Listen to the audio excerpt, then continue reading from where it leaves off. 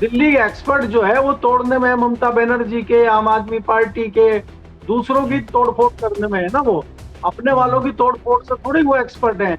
वो इसमें पारंगत नहीं है इस कला में कि अपनी अंदरूनी लड़ाई को वो रोक सके या समझा सके या कह सके। अब वो चीज थोड़ी उभर रही है और उसको समझा लेना, उसको डरा। भाई अगर आप यही चीज 2024 से पहले किए होते तो हिम्मत थी क्या कोई पत्ता खड़क जाए?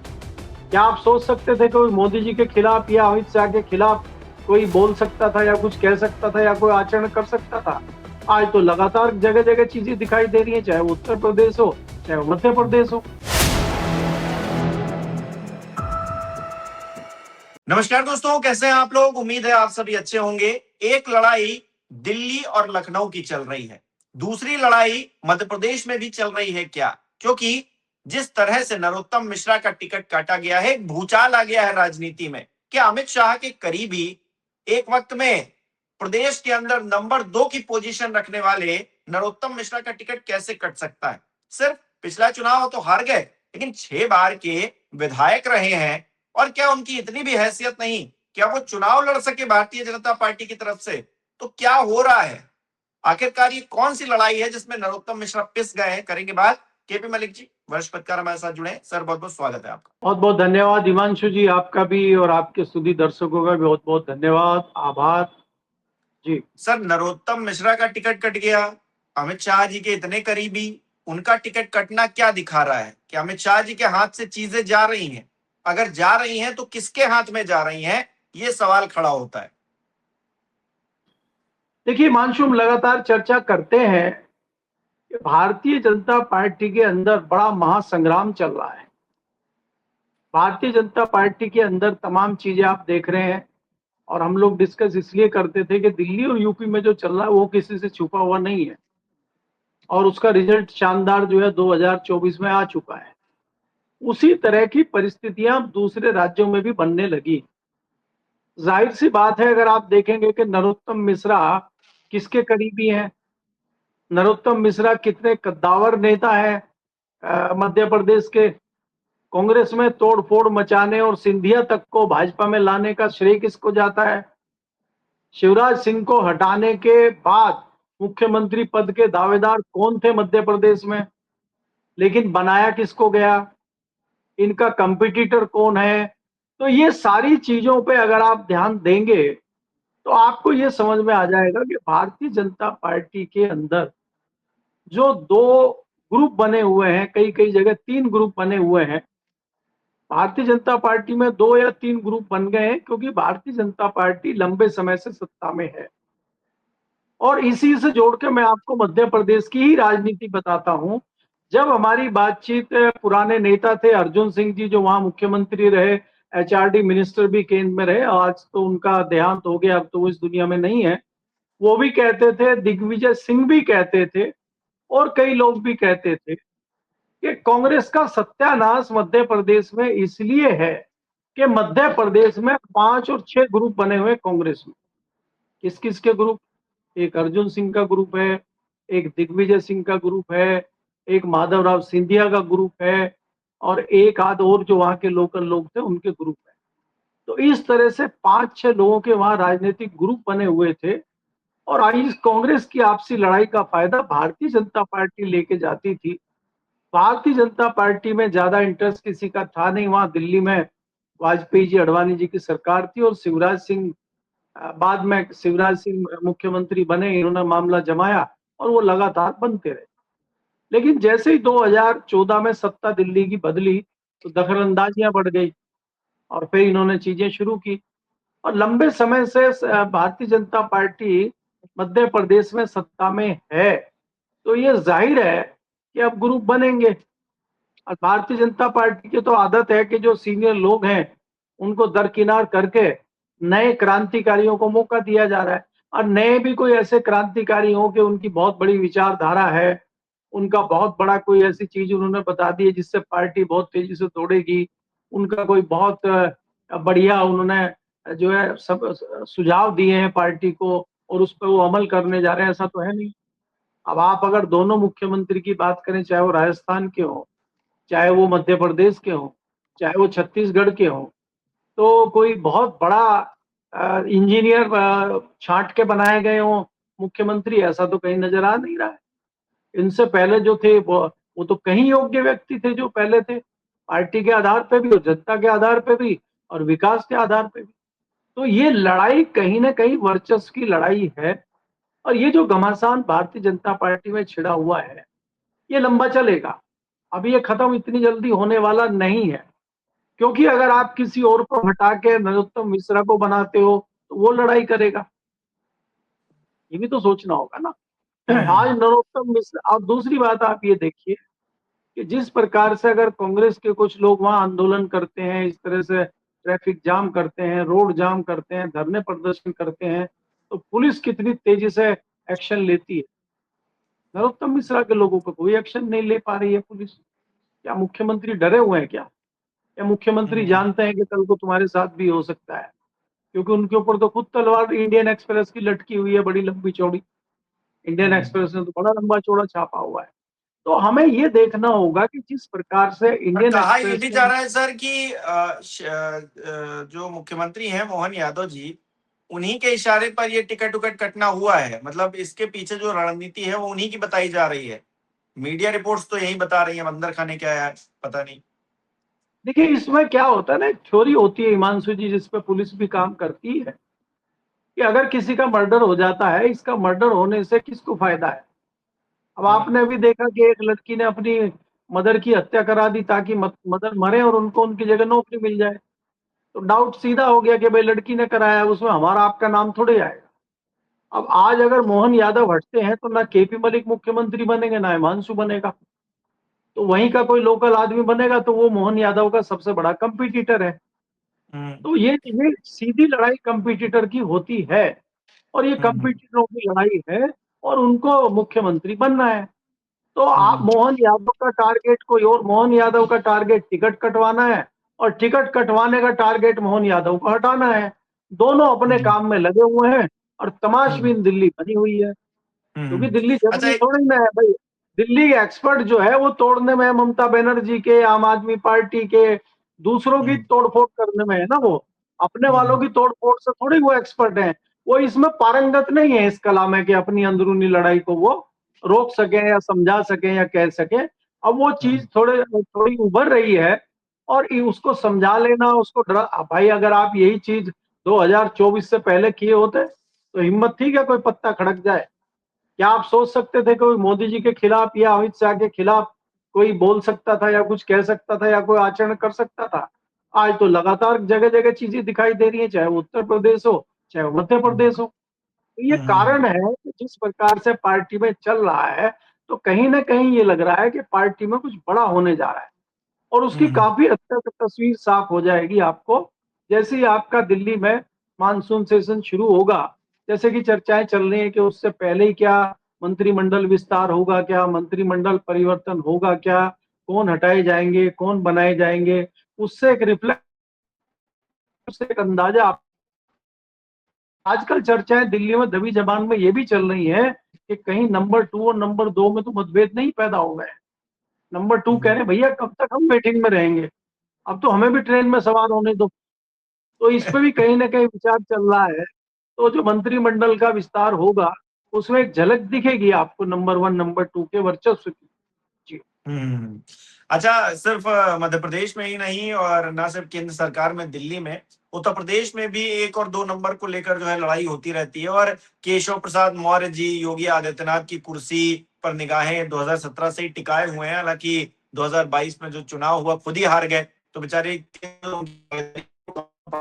लेकिन अभी नितिन नवीन जी पहुंचे थे, और इस दौरान की एक तस्वीर अब सोशल मीडिया पे खूब वायरल हो रही है कि नितिन नवीन अपनी गाड़ी से निकलते हैं और योगी जी खड़े हुए हैं, लेकिन उससे पहले जो है केशव प्रसाद मौर्य को गुलदस्ता थमा देते हैं। तो ये जो गुलदस्ता पॉलिटिक्स हुई कुछ ही क्षण की, ये क्या कोई संकेत दे गई उत्तर प्रदेश के चुनाव को लेकर, या फिर क्या, मतलब इसको कैसे देखें सर?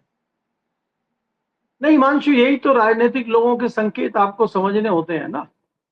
भाई आप ये देखिए कि जहां पे सीएम और डिप्टी सीएम खड़े हों और राष्ट्रीय अध्यक्ष आ रहे हों, तो राष्ट्रीय अध्यक्ष पहले गुलदस्ता जो है डिप्टी सीएम का ले रहे हैं, प्राप्त कर रहे हैं। अब सीएम खड़े हुए हैं, तो ये क्या जताता है? ये क्या इशारा करता है? एक साधारण व्यक्ति भी समझ जाएगा कि आप परफॉर्मेंस जो दे रहे हैं, आप जो आदर कर रहे हैं, वो डिप्टी सीएम का ज्यादा कर रहे हैं। तो ये क्या हम्म, अनायास कर रहे हैं आप, या दिल्ली से समझा के भेजा गया आपको कि ये करना है? और खाली गुलदस्ता ले नहीं रहे हैं, गुलदस्ता लेते हुए बाकायदा शांति से खड़े होकर फोटो खिंचवा रहे हैं। तो ये प्रेरणा कहां से मिली है, या कोई हम्म, आदेश हुआ है दिल्ली से?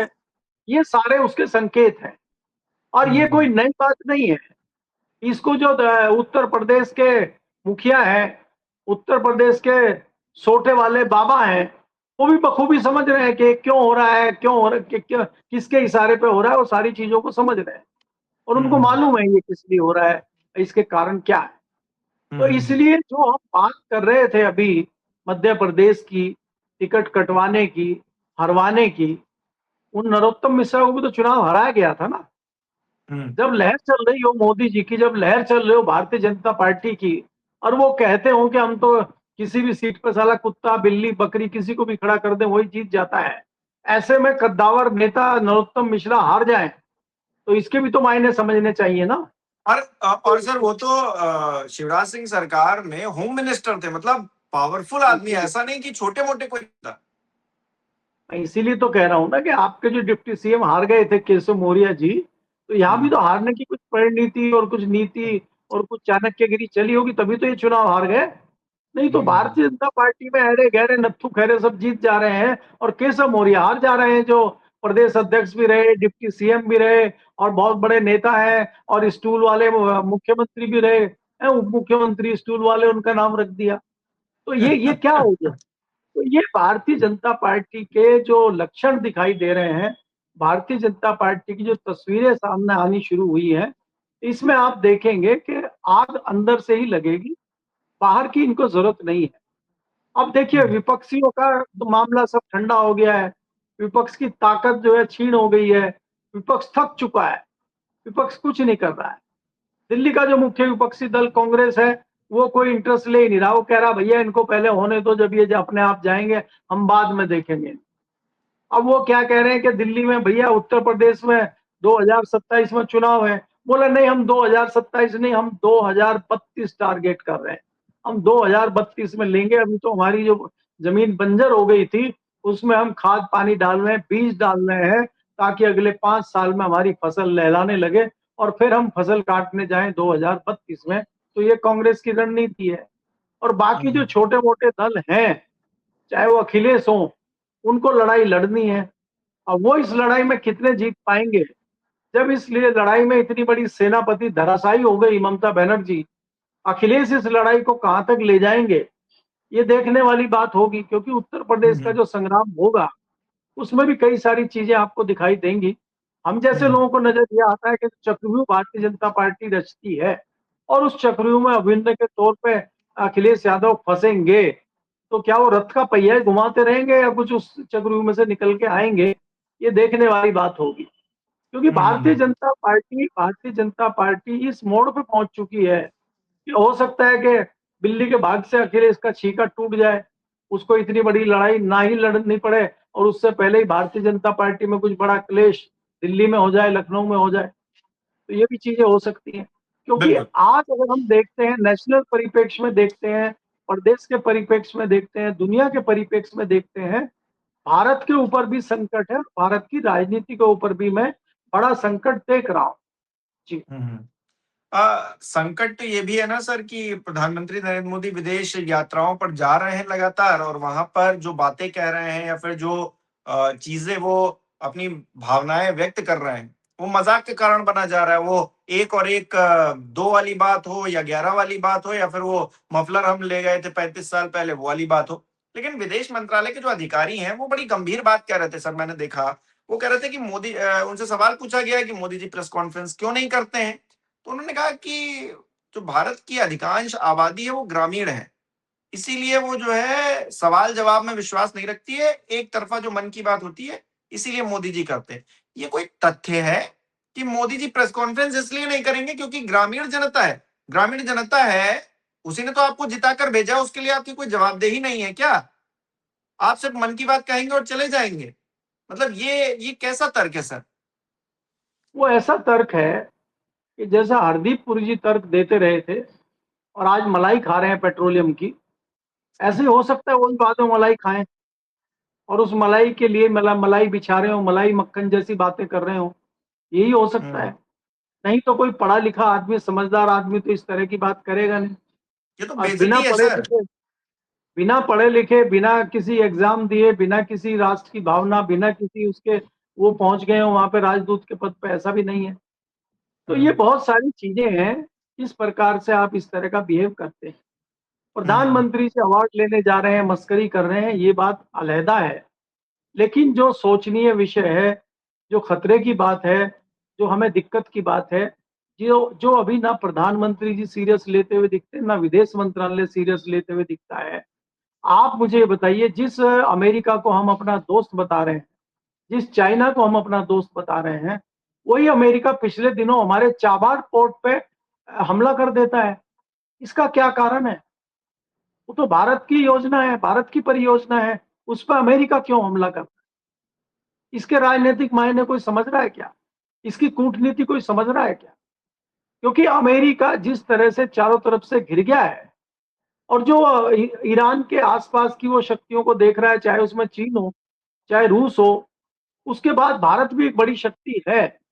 तो वो चाइना और रूस के साथ तो कुछ कर नहीं सकता। इसलिए भारत को और थोड़ा परेशान किया जाए, ताकि ये हमारे साथ मजबूरन इसको रहना पड़े। ये अभी भी क्यों संपर्क बनाए हुए रसिया से हथियार खरीद रहा है, बाकी चीजें रसिया से खरीद रहा है, रसिया के साथ अभी भी छोटे मोटे व्यापार चल रहे हैं, वो सारे बंद करे, ताकि हमारे साथ आए और हमें मजबूती मिले। और कल को हमें युद्ध अगर लड़ना पड़े चाइना के साथ या ईरान के साथ, भी हमारा युद्ध अभी चल रहा है, इसमें भारत खुल के हमारे साथ आए, इस तरह की कोशिशें अभी भी अमेरिका कर रहा है। और इसमें हमारा कितना बड़ा नुकसान हो रहा है, ये इसका जवाब किसी के पास है? हमारा जितना नुकसान हो रहा है अभी और आगे होगा, इसका आकलन कैसे किया जाएगा? हम तो 20 साल पीछे और 20 साल आगे चले गए हैं। चाबार चाबार योजना जो थी, वो किस लिए बनाई गई थी, उसके क्या फायदे थे, और उसमें क्या हित है उसमें अमेरिका का? अमेरिका क्यों वहां पे हमले कर रहा है? इस पे कौन विचार करेगा?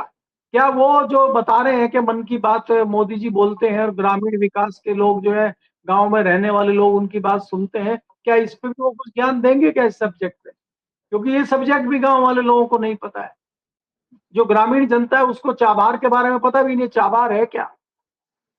बात यह है कि हमला करना, जो आप, ये बहुत सीरियस बात मैं कह रहा हूं, कि आप ये देखिए कि हॉर्मुज से लगभग 350-400 किलोमीटर दूर है चाबार पोर्ट, वहां पे हमला किया है। क्यों? इसके क्या कारण है? वहां तो ईरान का कोई बहुत ज्यादा मामला को दिखाई भी नहीं देता। तो उस जगह पे अमेरिका का हमला करना कई सारे जो है संकेत देता है। और वो संकेत क्या भारत समझ रहा है कि नहीं समझ रहा है? अगर भारत वो संकेत नहीं समझ रहा है, तो भारत के लिए बहुत बड़ा जो है नुकसानदायक है, और भारत के लिए बहुत बड़ा ये हमला है। भारत को इसमें संज्ञान लेना चाहिए, भारत पे इसको खुल के आना चाहिए, मुझे ऐसा लगता है। हम्म। अच्छा सर, आखिरी बात पार्लियामेंट को लेकर, क्योंकि 20 तारीख से पार्लियामेंट शुरू हो रही है और इधर जो जंतर मंतर पर पूरा कार्यक्रम चल रहा है, प्रोटेस्ट चल रहा है, अभिजीत दीप के कह रहे हैं 20 तारीख को हम एक कैंडल मार्च भी करेंगे पार्लियामेंट तक। तो कोई मायने रह गए हैं इस कैंडल मार्च के? क्योंकि 15 दिन से वो भूख हड़ताल पर बैठे हुए हैं, उनकी सेहत डाउन हो रही है, लेकिन सरकार की सेहत पर तो कोई असर दिख नहीं रहा है सर। मतलब मोदी जी विदेश घूम रहे हैं, मंत्री इधर उधर की बातें कर रहे हैं, कोई सवाल आ जाता है तो अधिकारी निपटा देते हैं इधर उधर।